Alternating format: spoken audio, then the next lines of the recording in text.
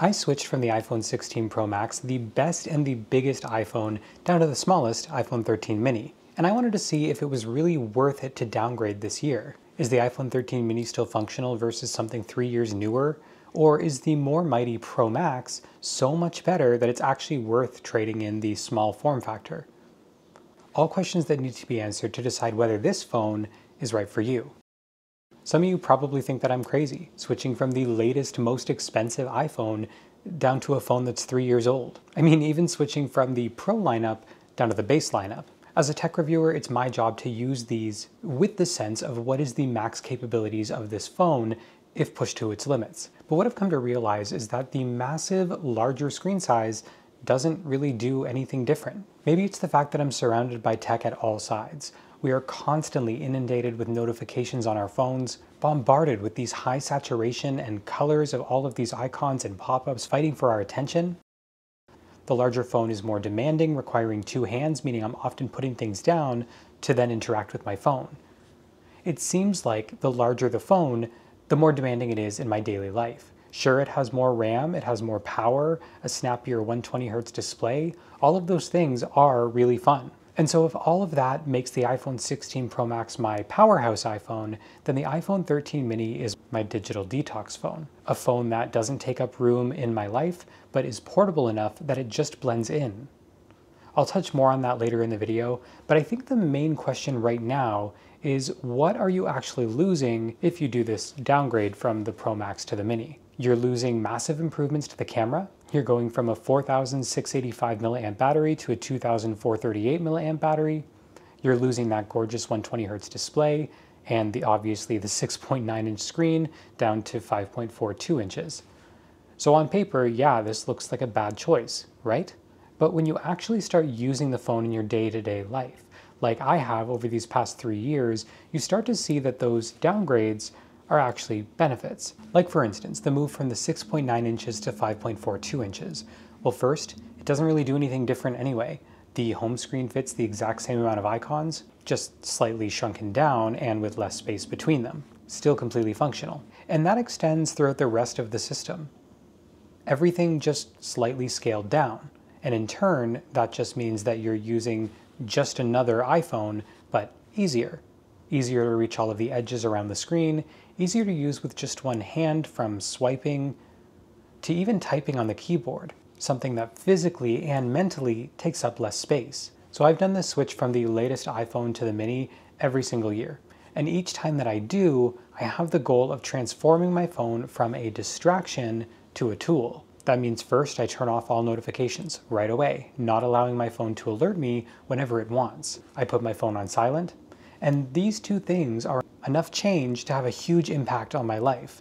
Like if your phone no longer has the power to alert you and pull you out of whatever you're doing, it instantly becomes less of a distraction. But I also like to take it a step further using Dumb Phone, which lets you place a widget on your home screen that links to apps instead of the bright, enticing colors of app icons. This actually helped me cut down on constantly tapping and opening apps over and over again, and it significantly reduces my screen time just simply by being text. So now I'm not being alerted and distracted by my phone, and then when I'm using it less. All of this together means that my phone is a tool I use when I want to, but eliminates this idea that our phone has to be addicting. My digital detox phone. There's one problem that I have with the 13 mini, and that problem is growing literally and metaphorically each year, and that's the camera.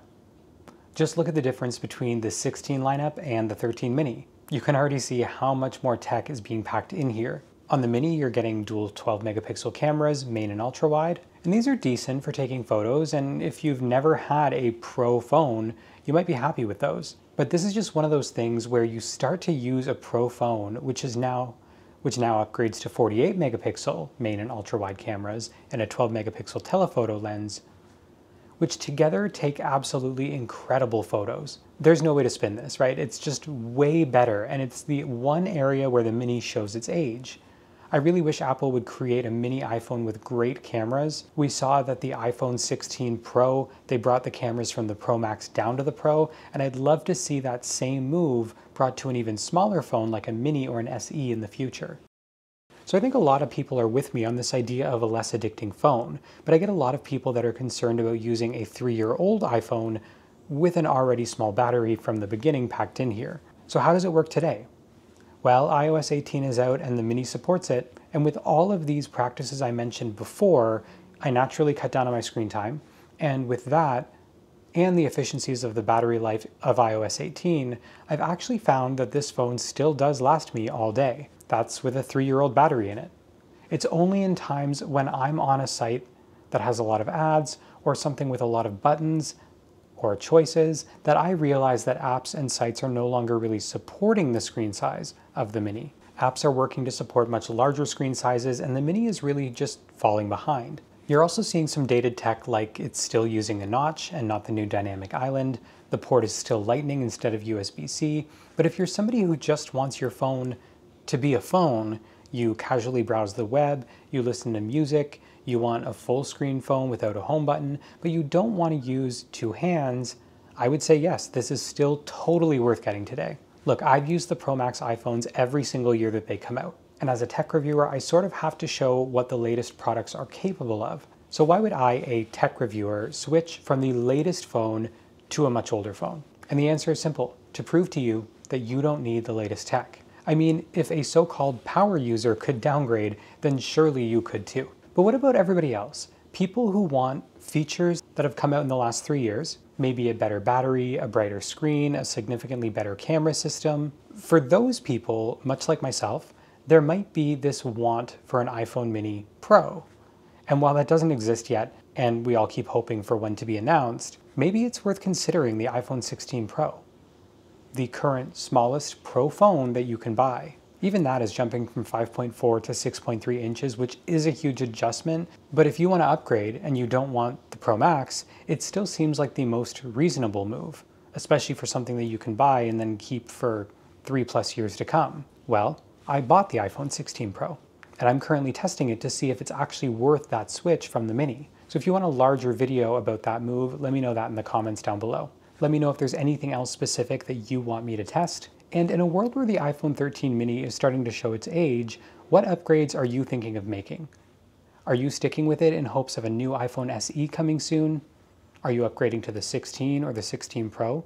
Let me know all of that down in the comments. As always, thank you guys so much for watching, and I'll see you in the next one.